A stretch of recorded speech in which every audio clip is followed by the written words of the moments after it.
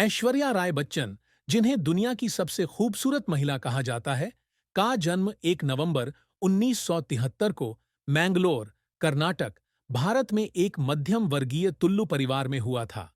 उनके पिता कृष्णराज राय एक समुद्री जीव विज्ञानी हैं और उनकी मां बृंध्या राय एक समर्पित गृहिणी हैं।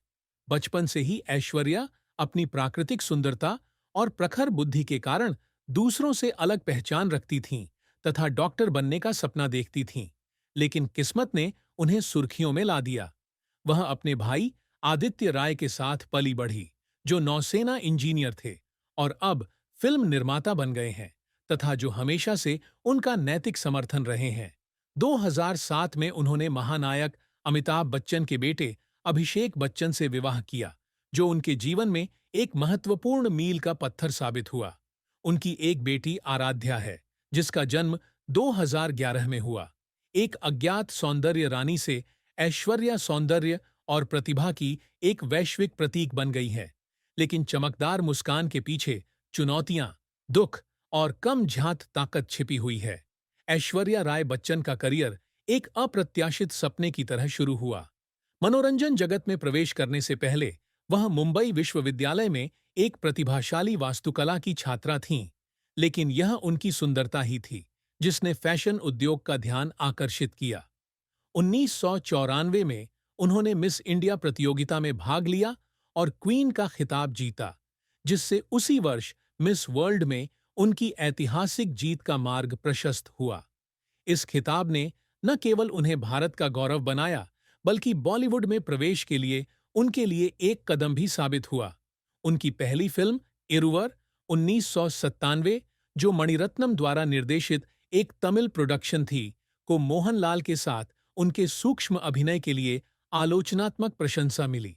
हालांकि उन्हें असली सफलता हम दिल दे चुके सनम 1999 से मिली, जहां उन्होंने नंदिनी का किरदार निभाया, एक मजबूत, भावुक महिला जिसके लिए उन्हें अपना पहला फिल्म फेयर पुरस्कार मिला। उनकी अद्भुत सुंदरता और अभिनय कौशल ने उन्हें बॉलीवुड में सबसे अधिक पसंद किया जाने वाला नाम बना दिया है। अगले वर्ष ऐश्वर्या के लिए स्वर्णिम काल थे। उन्होंने ताल 1999 में भी अपनी चमक जारी रखी, जो एक भावनात्मक संगीतमय फिल्म थी, जिसमें उन्होंने न केवल खूबसूरती से नृत्य किया, बल्कि आंतरिक गहराई भी दिखाई। संजय लीला भंसाली की उत्कृष्ट कृति देवदास 2002 ने भारत की सीमाओं से परे भी नाम कमाया। पारो के रूप में उनकी भूमिका एक ऐसी महिला जो गहरा प्यार करती है, लेकिन उसके कुछ हिस्से काट दिए गए हैं, न केवल एक झूठी बाधा उत्पन्न करती है, बल्कि उसे अपनी पीढ़ी की दुनिया की सबसे प्रतिभाशाली अभिनेत्रियों में से एक के रूप में भी स्थापित करती है। उन्हें हॉलीवुड परियोजनाओं जैसे bride and prejudice 2004, the mistress of spices 2005 और द पिंक पैंथर 2009 में अंतर्राष्ट्रीय सफलता मिली। इन फिल्मों ने उन्हें पश्चिम में सबसे लोकप्रिय भारतीय चेहरा बना दिया, जो प्रतिस्पर्धी फिल्म उद्योग में एक उल्लेखनीय उपलब्धि थी। वह न केवल एक बॉलीवुड स्टार हैं, बल्कि एक सांस्कृतिक राजदूत भी हैं, जो भारतीय सौंदर्य और प्रतिभा को दुनिया के सामने ला रही है। लेकिन ऐश्वर्या का करियर हमेशा से इतना अच्छा नहीं रहा। उनकी पहली हिंदी फिल्म और प्यार हो गया 1997 बॉक्स ऑफिस पर बुरी तरह असफल रही, जिससे उनकी अभिनय क्षमता पर संदेह पैदा हो गया। उन्होंने एक बार कहा था कि उस समय प्रेस की ओर से की गई कड़ी आलोचना के कारण वह अपने कमरे में बैठकर रोने लगी थीं और सोचने लगी थीं कि क्या वह वास्तव में बॉलीवुड में है। उनकी एक और फ्लॉप फिल्म रावण 2010 थी, जिसमें उन्होंने अपने पति अभिषेक बच्चन के साथ अभिनय किया था। रागिनी, एक सशक्त महिला जिसका अपहरण कर लिया जाता है, की भूमिका के लिए महीनों तक तैयारी करने के बावजूद फिल्म की पटकथा की आलोचना की गई और यह बॉक्स ऑफिस पर उम्मीदों पर खरी नहीं उतरी। ऐश्वर्या ने स्वीकार किया कि वह असफलता के कारण नहीं, बल्कि इसलिए रोईं क्योंकि उन्हें लगा कि उनके प्रयासों को मान्यता नहीं मिली। 2011 में अपनी बेटी आराध्या को जन्म देने के बाद उन्होंने पर्दे से ब्रेक ले लिया और जब वह जज्बा 2015 के साथ लौटीं, तो उन्हें अपने बदलते रूप की आलोचना के बीच खुद को साबित करने के दबाव का सामना करना पड़ा। ए दिल है मुश्किल 10 साल में मोहक सभा के रूप में उनके प्रदर्शन ने यह स्पष्ट कर दिया कि उन्हें अलग नजरिए से देखा जाना चाहिए। लेकिन यह यात्रा आसान नहीं थी। ऐश्वर्या के आंसू न केवल असफलता से बल्कि एक आदर्श छवि बनाए रखने के दबाव से भी निकले।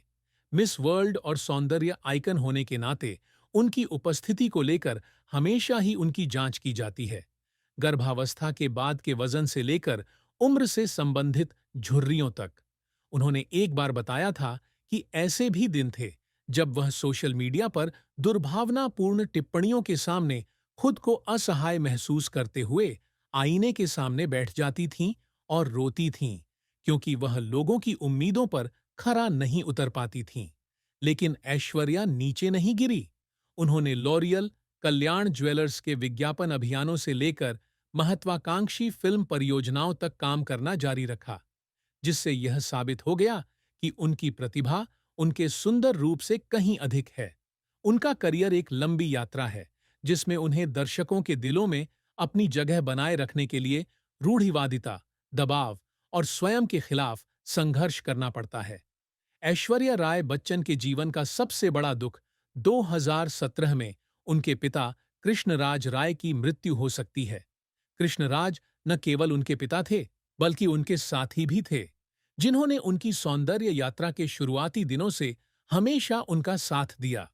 उनका साथ उन्हें कैंसर था और निधन से पहले वे महीनों तक अस्पताल में भर्ती थे, और ऐश्वर्या उस समय हर समय उनके साथ थीं तथा पूरे प्यार से उनकी देखभाल कर रही थीं।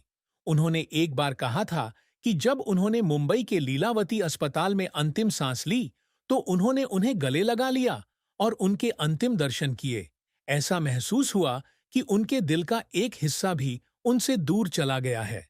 पिता को खोने का दर्द एक ऐसा शून्य छोड़ जाता है जिसे कभी भरा नहीं जा सकता। वह अक्सर उनसे मिलने जाती थीं और अपने बच्चों को अपने प्यारे दादाजी के बारे में बताने के लिए आराध्या को भी साथ ले जाती थीं।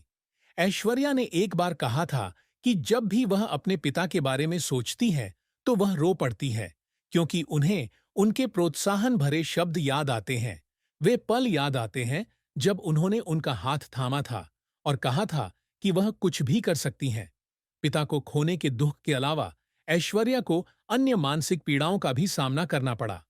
युवावस्था में उनका अभिनेता सलमान खान के साथ असफल रिश्ता रहा, जो 1997 से 2001 तक चला। यह रिश्ता उथल-पुथल भरा था, जिसमें सलमान पर नियंत्रण और भावनात्मक दुर्व्यवहार के आरोप लगे थे। ब्रेकअप के बाद वह उसके कॉल और जुनूनी व्यवहार से परेशान हो गई, जिससे वह लंबे समय तक तनाव में रही। उन्होंने एक बार कहा था कि कई रातें ऐसी भी थीं जब वह असुरक्षा और भय की भावना के कारण अपने कमरे में अकेले बैठकर रोती थीं। हालांकि ऐश्वर्या ने कभी भी सलमान की सार्वजनिक रूप से आलोचना नहीं की, लेकिन उन्होंने स्वीकार किया कि वह समय उनके जीवन के सबसे अंधकारमय समयों में से एक था, जिसने उन पर भावनात्मक घाव छोड़े, जिन्हें भरने में उन्हें वर्षों लग गए। इस दुख ने अपने परिवार को खोने के साथ मिलकर उसे एक मजबूत महिला बना दिया, लेकिन साथ ही वह जीवन के गहरे घावों के प्रति अधिक संवेदनशील भी हो गई। ऐश्वर्या राय बच्चन और अभिषेक बच्चन का प्यार और शादी एक खूबसूरत कहानी है, लेकिन इसमें चुनौतियां भी हैं। उनकी पहली मुलाकात 2.5 अक्षर प्रेम के 2000 के सेट पर हुई थी, लेकिन उनका रिश्ता तभी परवान चढ़ा जब उन्होंने गुरु 2007 में साथ काम किया। अभिषेक ने अपनी शालीनता और विनम्रता से उसका दिल जीत लिया।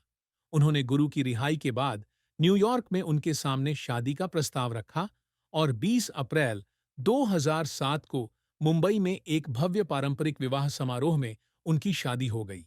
उनकी शादी को बॉलीवुड के दो शक्तिशाली परिवारों, बच्चन और रईस, के आदर्श मिलन के रूप में देखा जाता है।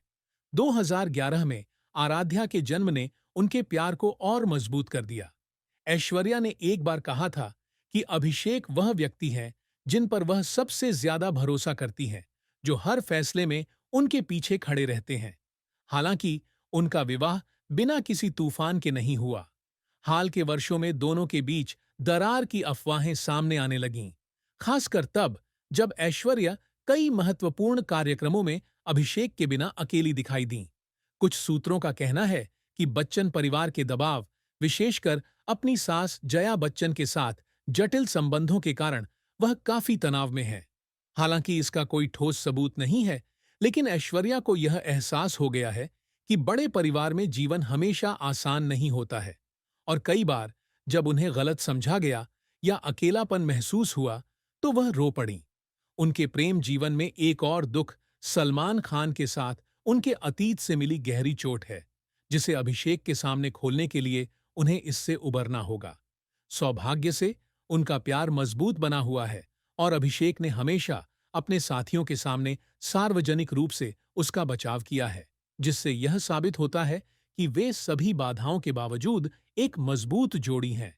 लगभग 3 दशकों के शानदार करियर का परिणाम ऐश्वर्या राय बच्चन की कुल संपत्ति 2025 तक लगभग $100 मिलियन होने का अनुमान है।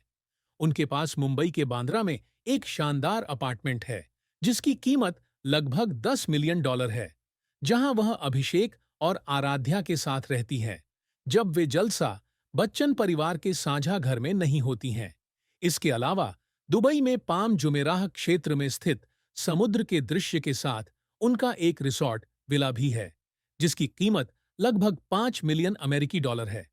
ऐश्वर्या हर साल लॉरियल पेरिस, लांगिनेस और कोका कोला जैसे अंतर्राष्ट्रीय ब्रांडों के साथ-साथ कल्याण ज्वेलर्स और लक्स जैसे भारतीय ब्रांडों के साथ विज्ञापन सौदों से लाखों डॉलर कमाती हैं। वह रियल एस्टेट में भी निवेश करती हैं। मुंबई और गोवा में उनके कई अपार्टमेंट हैं, जो निष्क्रिय आय का एक स्थिर स्रोत है। उनके आभूषण और शाम के गाउन संग्रह, जिनमें सभ्यसाची और एली साब जैसे प्रमुख घरानों के डिजाइन शामिल हैं, का मूल्य लाखों डॉलर में है। अपनी संपत्ति के बावजूद ऐश्वर्या एक निजी जीवन जीती है तथा नियमित रूप से आई बैंक एसोसिएशन ऑफ इंडिया और गरीब बच्चों की शिक्षा जैसे धर्मार्थ कार्यों में योगदान देती हैं। ऐश्वर्या के परिवार ने उनके दुख को समझा, हालांकि यह दुख अकेलेपन का था, लेकिन यह दुख उनके सामने स्पष्ट रूप से देखा जा सकता था। उनकी मां वृंद्या राय ने एक बार कहा था कि जब कृष्णराज का निधन हुआ तो ऐश्वर्या उनके बिस्तर के पास घंटों रोती रहीं, अपनी मां को कसकर पकड़ती रहीं और कहती रहीं कि वह असहाय महसूस कर रही है, क्योंकि वह अपने पिता को नहीं बचा सकीं। वृंद्या ने कहा कि ऐश्वर्या ने हमेशा अपने परिवार की रक्षा के लिए मजबूत रहने की पूरी कोशिश की, लेकिन अपने पिता को खोने का दर्द कुछ ऐसा था जिसे वह हमेशा के लिए छिपा नहीं सकीं। उनके भाई आदित्य राय, जो उनके बहुत करीब थे, ने एक बार बताया था कि सलमान खान से ब्रेकअप के बाद वह अक्सर अपनी बहन को गुमसुम बैठे हुए देखते थे। रातों की नींद हराम होने के कारण उनकी आंखें लाल हो जाती थीं। आदित्य आदित्य